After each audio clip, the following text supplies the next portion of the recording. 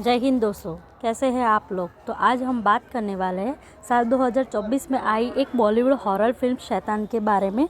दोस्तों, यह अजय देवगन की मूवी है। इस मूवी में कहानी बहुत ही ज़्यादा अच्छी है। यह फिल्म रीमेक है गुजराती मूवी वश का, और वश गुजरात में बहुत ही सुपरहिट हुई थी और यह मूवी भी सुपरहिट होने वाली है। फिल्म की स्टार्टिंग में हमें कबीर नाम का एक बंदा दिखाया जाता है, जो यह अपने दो बच्चों को स्कूल और कॉलेज से पिकअप करके घर ले जा रहा था। उसके दोनों बच्चों का नाम होते हैं ध्रुव और जानवी। उनकी माँ का नाम होता है ज्योति, जो कि घर में उनका इंतज़ार कर रही थी। और वो सभी प्लान करते हैं शहर से दूर वैकेशन पे जाने के लिए, ताकि वो सभी मिलके वहाँ पे अच्छा टाइम स्पेंड कर सके। वो लोग वहाँ पे एक फार्म हाउस में रहने वाले थे, और जब वो लोग वहाँ पे जाने के लिए निकलते हैं तो वो सभी बहुत ज़्यादा खुश होते हैं। रास्ते में वो खाना खाने के लिए एक ढाबे पे रुकते हैं, जहाँ कबीर अपने बेटे को वॉशरूम में लेकर जाता है, और वहाँ पे वो एक बंदे को देखता है जो कि अपनी बेटी से बात कर रहा था। जहाँ पे वो सभी पराठा ऑर्डर करते हैं और उसमें बहुत ज़्यादा ऑयल होता है। इसकी वजह से उसकी बेटी उसे खाने का इनकार कर देती है। तभी वहाँ पे वो बंदा आ जाता है जो कि उसे वॉशरूम में मिला था, और वो उन्हें अपनी तरफ से चाय पिलाता है। और कबीर यह देखकर खुश हो जाता है और उसे कहता है कि अगर वो चाहे तो उन्हें जॉइंट कर सकता है। वह बंदा उसे बताता है कि अगर उसका नाम वनराज है और वो यहाँ छुट्टियाँ मनाने आता है, लेकिन उसकी बेटी को उसकी बहुत चिंता है। वो जानवी से कहता है कि उसके बदले वो उसे पराठे को खा लेगा, या उसकी बेटी ने उसके लिए लड्डू बनाए हैं तो वो उसके बदले वो लड्डू खा ले। अब जानवी बिना कुछ सोचे समझे उस लड्डू को खा लेती है, जिसकी वजह से उसे अजीब सा फील होने लगता है। जब वनराज उससे कहता है कि वो पराठे को खा जाए, तो वो उसके सामने पराठा खा लेती है। यह देखकर कबीर और ज्योति हैरान हो जाते हैं, क्योंकि जानवी पहले उसे खाने के लिए मना कर रही थी, लेकिन अब वो बड़ी चाव से उस पराठे को खा रही थी। जानवी को समझ में नहीं आता कि उसके साथ क्या हो रहा है। दोस्तों, जानवी ने जो उसका दिया हुआ लड्डू खाया था, दरअसल वो काले जादू से बना था, जिसकी वजह से अब जानवी उसके वश में आ गई थी। वो सभी वहाँ से जा रहे होते हैं तो वो जानवी को बिस्किट देता है और उसे कहता है कि फार्म हाउस पहुँचते ही वो खा ले। जब ज्योति उससे पूछती है कि उस आदमी ने उससे क्या कहा, तो जानवी उससे कहती है कि वो उसे बाय कह रहा था। उसके बाद वो सभी फार्म हाउस पहुँचते हैं, जहाँ पे ज्योति सबसे पहले बिस्किट को खाती है, जानवी, और फिर स्विमिंग पूल में कूद जाते हैं और मस्ती करने लगते हैं। तभी ज्योति अपने घर के बाहर वनराज को देखती है, जो कि उसे हाय करता है, और यह देखकर वो हैरान हो जाती है और सोचती है कि आखिर यह आदमी यहाँ तक कैसे आ गया।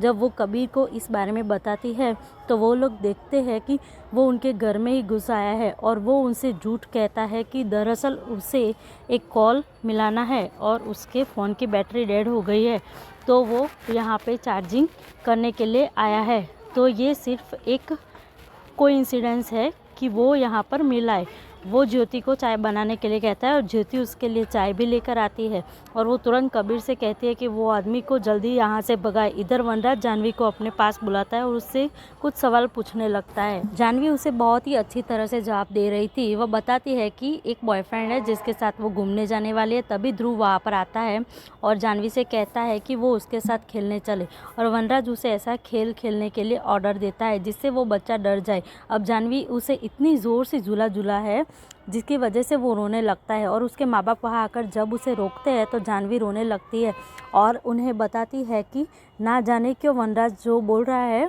उसे वो करने का मन हो रहा है, जैसे कि वह उसकी कठपुतली बन गई हो। उन्हें अंदर लाते हैं और वनराज उन्हें बताता है कि उनकी बेटी उनके वश में है, जो वह कहेगा वह वही करेगी। कबीर और ज्योति को इस बात पर विश्वास नहीं होता, तो तभी वह जानवी से कहता है कि वह अपने बॉयफ्रेंड को कॉल करके और उसे ब्रेकअप करने के लिए बोले। तुरंत अपने बॉयफ्रेंड को कॉल करती है और उसे ब्रेकअप कर लेती है। ये देखकर दोनों हैरान हो जाते हैं और सोचते हैं कि आखिर ऐसा कैसे मुमकिन है। कबीर तुरंत वनराज का हाथ पकड़ के उसे खींच के बाहर निकालने के लिए जाता है, लेकिन तभी वनराज जानवी को ऑर्डर देता है कि वह कबीर को रोके, और जानवी कबीर को रोकती है और उससे लड़ने के लिए तैयार हो जाती है। ये देखकर कबीर समझ जाता है कि सच में उसकी बेटी उसके कब्जे में है। कबीर को अभी विश्वास नहीं होता, तो वह उसे कहता है कि वह रोना शुरू करे, और उसे कहने पर जानवी जोर जोर से रोने लगती है। उसके बाद वो उससे कहता है कि स्विमिंग पूल में जंप करे और सांस रोके। और जहाँ वहाँ पे जा रही होती है तो कबीर उसे रोक लेता है। यह देखकर वनराज उससे कहता है कि अब उसे यकीन तो हो ही गया है कि वह क्या करवा सकता है। ज्योति उसके सामने रोने लगती है और उसे पूछती है कि आखिर उसे उनसे क्या चाहिए।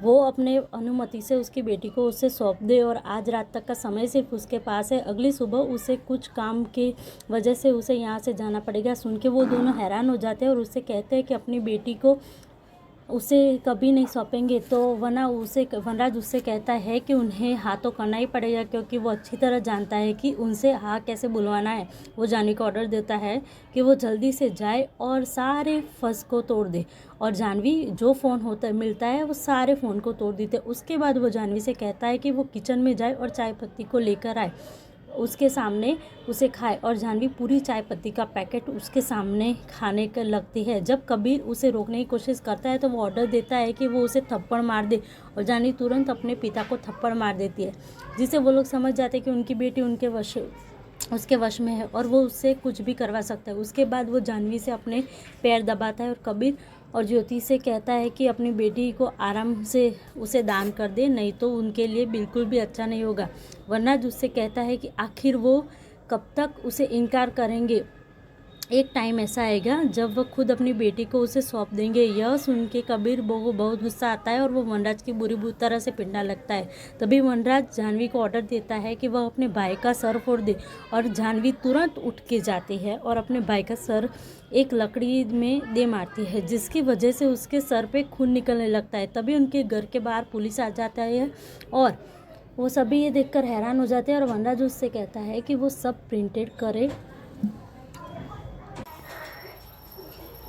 कि उनके बीच यहाँ पे कुछ हुआ ही नहीं है। जब पुलिस वाले वहाँ पे पहुँचते हैं तो वो उन्हें बताते हैं किसी ज्योति के नंबर से उन्हें यहाँ बार बार कॉल आ रहा था, और वो यहाँ पर देखने आई है कि सब कुछ ठीक है या नहीं।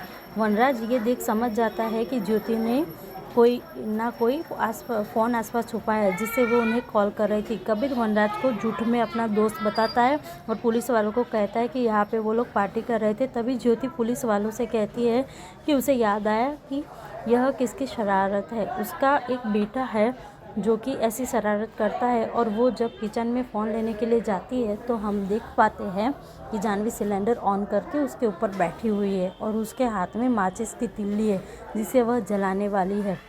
यानी कि वनराज ने जानवी को ऑर्डर दे रखा था कि अगर वो लोग कोई भी गड़बड़ करे तो तुरंत माचिस जला दे, जिससे कि वो मर जाए।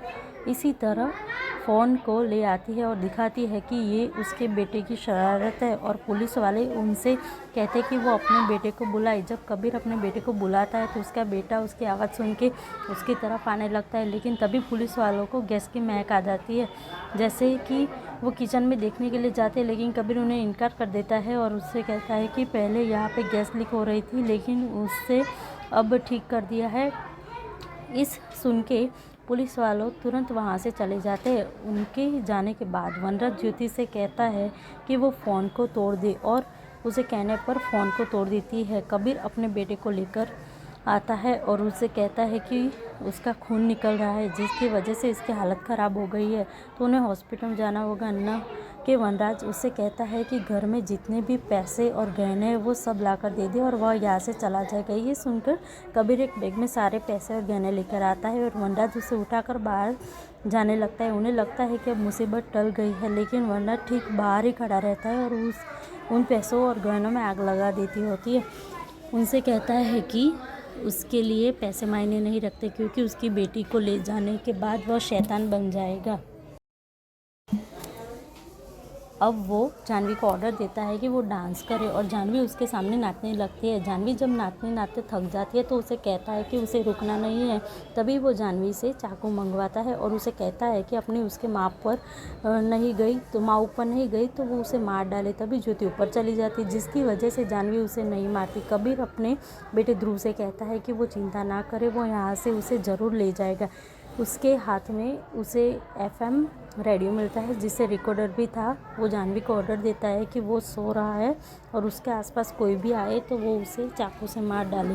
तभी वहाँ पे कबीर आता है तो जानवी उसे मारने के लिए आगे जाती है, लेकिन तभी कबीर देखता है कि उसने अपने पैंट में पेशाब कर दिया, जिसकी वजह से वो वापस चला जाता है और तरकीब सोचने लगता है कि वह कैसे बचाए। तभी ज्योति नीचे आती है और वनराज पे अटैक कर देती है और कबीर खिड़की से नीचे आ जाता है और अपनी बेटी को संभालता है, अपनी बेटी को बांध देता है और उसके बाद वो वनराज को जान से मारने वाला होता है। लेकिन तभी वनराज जानवी को आदेश देता है कि वो तब तक हंसे जब तक वो मर ना जाए, और ये सुन के जानवी ऐसा ही करने लगती है, जिसकी वजह से उन्हें वनराज को छोड़ना पड़ता है। वनराज उनसे कहता है कि अब उन्होंने यह किया है तो उनको सज़ा मिलनी चाहिए, इसलिए वो जानवी को खोल देता है और उसे कहता है कि वो अपने भाई को जान से मार डाले। और जानवी पागलों की तरह अपने भाई को ढूंढने लगते हैं उसे मारने के लिए। उसका भाई टेरेस पे होता है और वो टेरेस पे पहुंच जाती है और उसे नीचे धक्का दे, जिसके थ्रू वो नीचे गिर जाता है और कबीर उसे नहीं बचा पाता। लेकिन तभी वो लोग देखते हैं कि वो अभी ज़िंदा है तो उसे हॉस्पिटल पहुंचाना है। वनराज जानवी को लेकर बाहर आता है और उनसे कहता है कि उसका समय आ गया है यहाँ से जाने का, तो वो अपनी बेटी को अब उसे सौंप दे। और वो दोनों ठीक वैसा ही करते हैं और अपनी बेटी को उसको सौंप देते हैं। ज्योति अपने बेटे को लेकर हॉस्पिटल जाने लगती है और कबीर घर में ही रुकता है ताकि वो अपनी बेटी की जान बचा सके। कबीर ने दरअसल बहुत ही चालाकी से वनराज के फ़ोन में ट्रैकर लगा दिया था, जिससे कि वो उस ट्रैक कर लेता है, उसके अड्डे पे पहुंच जाता है, जहाँ पे वो देखता है कि वहाँ पे सारी लड़कियाँ को उसे वश में करके रखा हुआ है। वहाँ पे टोटल 108 लड़कियाँ होती है और उसका प्लान था कि उन 108 लड़कियों को बलि देने को, ताकि वो शैतान की शक्तियों को प्राप्त कर सके, जिससे कि वह किसी को भी वश में कर सके। वरना तैयार होकर सभी वुड डॉल्स को फायर में डालने लगता है। लेकिन जब उसके पास लास्ट वुड डॉल बची होती है तो देखता है कि कबीर वहाँ पर आ गया है और वो कबीर को अपने कदमों के नीचे लेटा देता है और उसे कहता है कि वो अपनी बेटी को समेत यहाँ पे सारी लड़कियों को जलते हुए देखे। जब वनराज उसे लास्ट वुड डॉल को फेंकने वाला है तो कबीर रूठ जाता है और वुड डॉल को खींच लेता है और उसकी जुबान काट देता है, जिससे कि वो कुछ भी नहीं बोल पाता और उन लड़कियों को आदेश नहीं दे पाता। तभी वो सारी लड़कियां कबीर पे अटैक कर देती है और कबीर उस रिकॉर्डर में एक ऑडियो चलाता है जिससे वनराज ने बोला हुआ था कि वो लोग नॉर्मल हो जाए। आवाज़ सुनते ही सारी लड़कियां उसके वश से छूट जाती है। कबीर ने तब रिकॉर्ड किया था जब वनराज से यह बातें कर रहा था, तब वनराज ने उससे कहा था कि वह चाहता है कि उसकी बेटी को आज़ाद कर दे, उसके वश से छूट जाए, और यही रिकॉर्डिंग उसने चला दी थी, जिसकी वजह से सारी लड़कियां आज़ाद हो जाती है। कबीर अपनी बेटी को वापस पाके बहुत ज़्यादा खुश होता है और उन सारी लड़कियों को भी उनके घर वापस भेज दिया जाता है। उसके बाद हमें कुछ साल बाद की कहानी दिखाई जाती है, जहाँ पे हम कबीर को देखते हैं कि वो जंगल में मरा हुआ चूहा लेकर एक बेसमेंट में जाता है, जहाँ पे उसने वनराज को बंदी बना के रखा हुआ था।